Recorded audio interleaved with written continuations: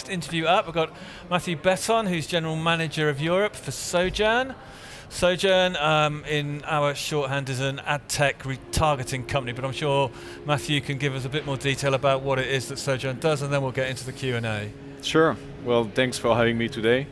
Okay. In short, what do we do? We're travel data-driven advertising technology platform. Technically, what do? We drive heads in beds, travelers in towns, butts in seats for over 3,000 travel brands worldwide. And we do that for about 10 years today. Okay, so you work with 3,000 travel brands around the globe. So do you look at their web, social media traffic and aggregate that? Is that? Yeah, so on one side of the pond, we source travel data across over 70 different travel brands that we then leverage through our data science platform to drive efficient digital marketing for travel brands. Okay, so in the aggregation of these data from the 70, is that right? Travel Yes. brands Yeah. that you aggregate. I mean, surely you must come up with trends, and I know on tnoooz we get a lot of stuff through on trends from ad tech and other providers in the business aggregating data from various sources. I mean, but is there anything in particular that you've found out in your sort of your data algorithms have discovered recently that might be a bit of a surprise? Yeah, as a matter of fact, we just released a study on a specific aspect of those trends that we've discovered. And what we found very interesting currently is the multifaceted path to purchase. So as you know, not two travelers today are equal. And obviously, if you think about the last time you booked a holiday for yourself or your family, think about the number of interaction with websites, with social networks, with friends, with travel blog, or review website you've been across, to actually nurture your decision as to what destination you're going to. So our job is to analyze that at scale and make sure that we direct the right marketing message for clients who are travel brands. And really what it is all about is we analyze in real time over several billions of travel intent signals in real time to drive this advertising the most efficient way possible. And as we develop and make our data science smarter and smarter, we realize that the old consideration of we can bucket travelers based on whether they're part of a loyalty member program, whether they like to fly with a certain airline, whether they like to stay in luxury hotels. It's very limiting the way that travel brands can communicate with their potential customers. And really what we're finding out is there's an infinite number of paths to purchase.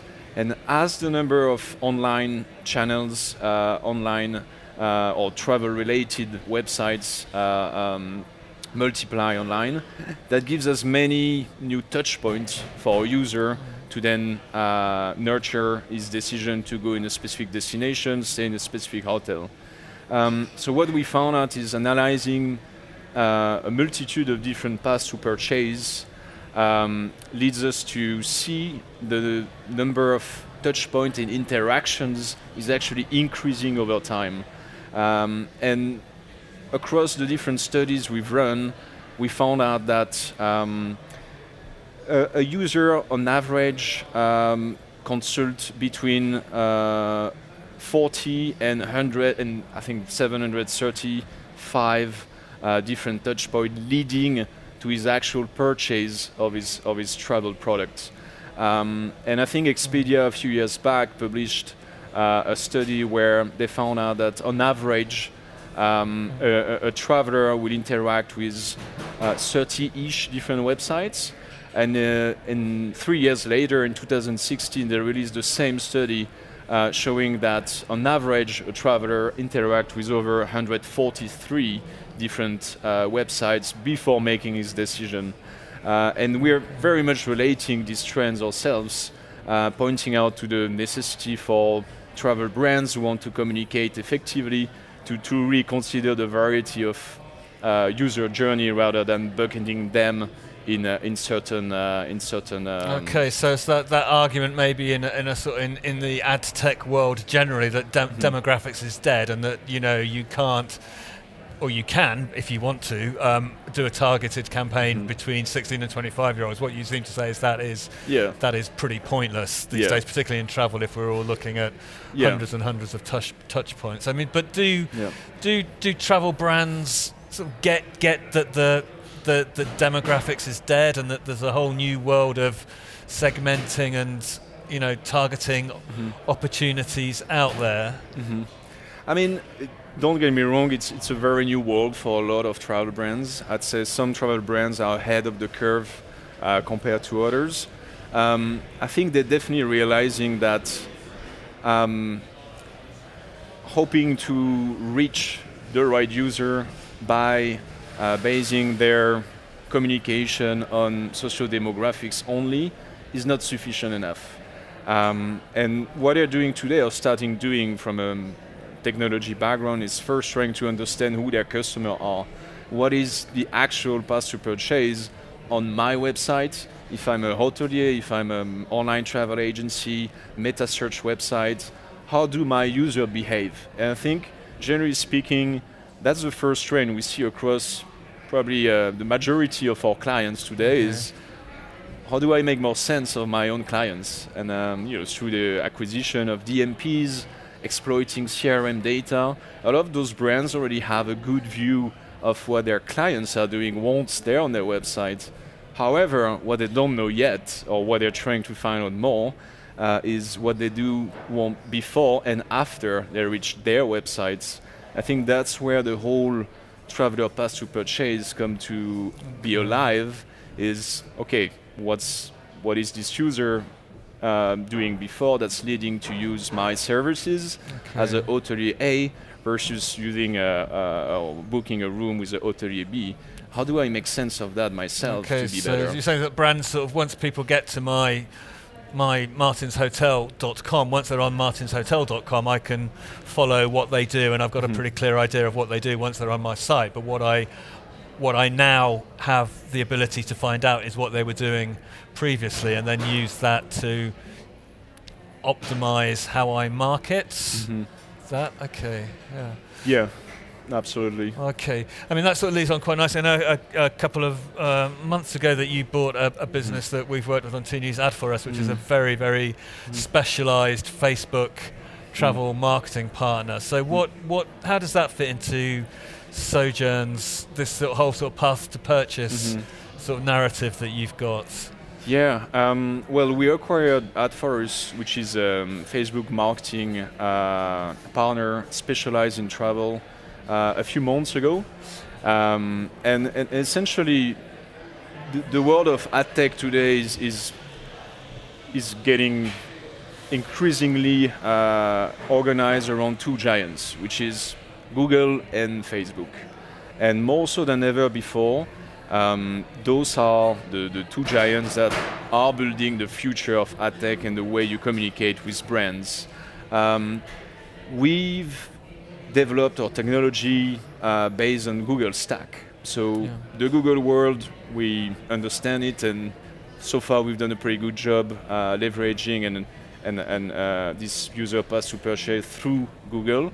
What we were missing, though, is very much the Facebook eye, and we came across a number of different Facebook partners, and Ad for Us was by far the most advanced in the world of travel at leveraging data science to provide the most efficient Facebook marketing solution out there.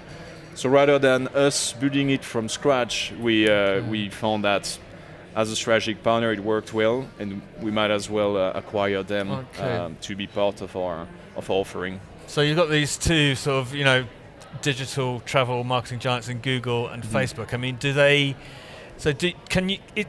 can one integrate the data that one acquires through Facebook with Google and have a sort of meta platform, or are they still quite separate? I mean, what happens in Facebook stays in Facebook. Is that still the case, or is there any sort of cross-fertilization between the two? Yeah, I mean, those are very, well, the term used usually when considering Google and Facebook are walled garden. The fact today is you can't leverage data on Facebook that is not provided through the Facebook platform. So effectively, you can leverage third-party data outside Facebook to power marketing on Facebook.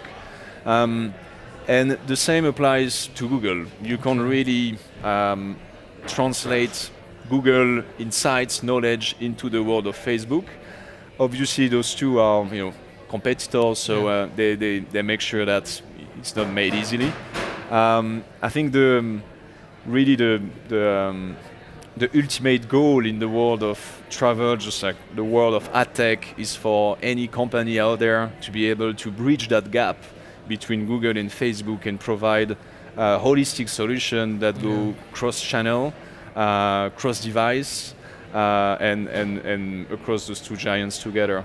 So I think very humbly we don't pretend we have this solution today, but certainly with the acquisition of AdFirst and our heritage and understanding of how to leverage data through Google, we aim to build that bridge between those two giants to offer a very holistic marketing solution for the world of travel.